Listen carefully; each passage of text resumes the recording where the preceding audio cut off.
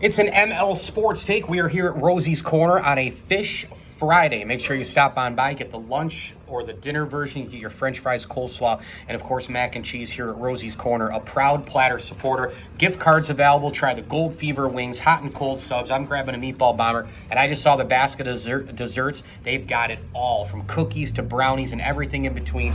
Chips and drinks to go with your subs and sandwiches.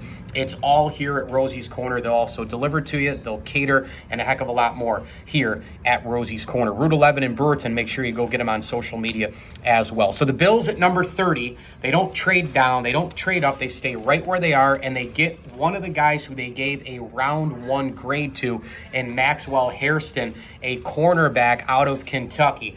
The immediate read is, the immediate like is, the fastest player in the draft. It's an immediate need at corner. You put him opposite Christian Benford. He's a day 1 starter. I don't want to hear about any of this Dane Jackson, Trey White nonsense. Hairston is going to start. You picked him to start, and you need to make up for the error of Kyer Elam a few years ago, a guy who you picked foolishly, who didn't fit into the system. He was a press man corner, didn't play really any zone at Florida. Why the Bills picked him, it's a complete and utter blunder that they even picked him. They wasted that pick, and now you fast forward in the first round, and you're trying to make up for that mistake. So when you look at all those unchecked boxes, those boxes are now checked.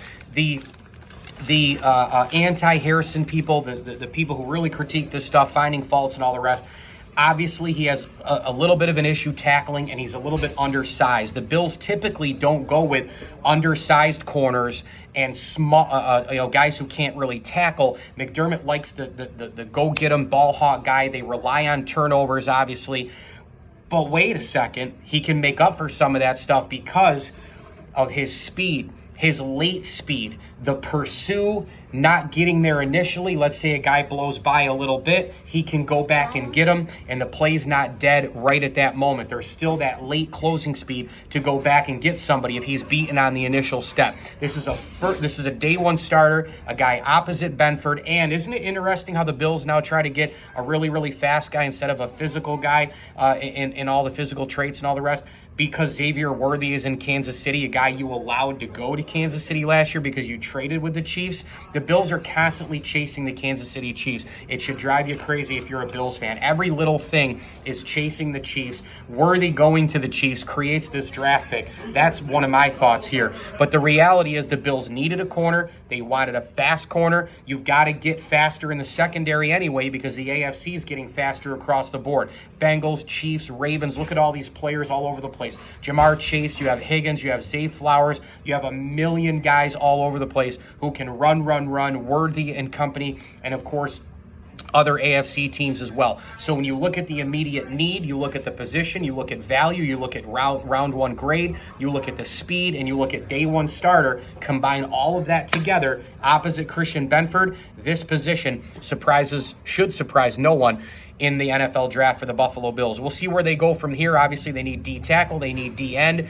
Don't be surprised to see one more weapon for Josh Allen as well. A lot more picks for Brandon Beane to play with, maybe a trade up, a trade down. We'll see what he has in his back pocket, but and up his sleeve. But this pick right here, you didn't see Hairston 1 or 2 in terms of depth chart best corners in the draft, but there are others. Prisco, for example, thinks he's the best corner. It depends on what draft chart. It depends on what your flavor of the day is.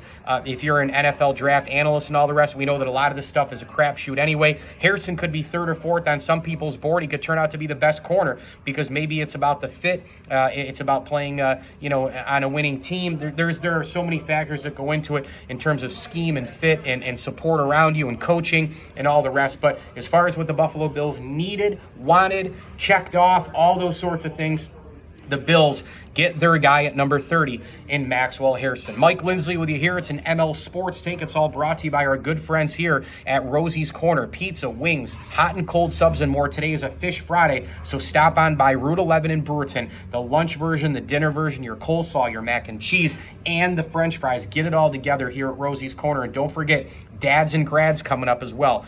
Get your gift cards. Why not? A gift card to Rosie's for a grad or a dad, makes for a perfect gift. Mike Lindsley with you here. Again, Rosie's Corner, desserts, chips, drinks, everything here at Rosie's Corner. Try the Gold Fever wings and that meatball bomber. Also the pastrami Reuben, a very sneaky sandwich here at Rosie's as well. Get it all. Rosie's Corner, a Platter supporter. As I always tell you, enjoy the games.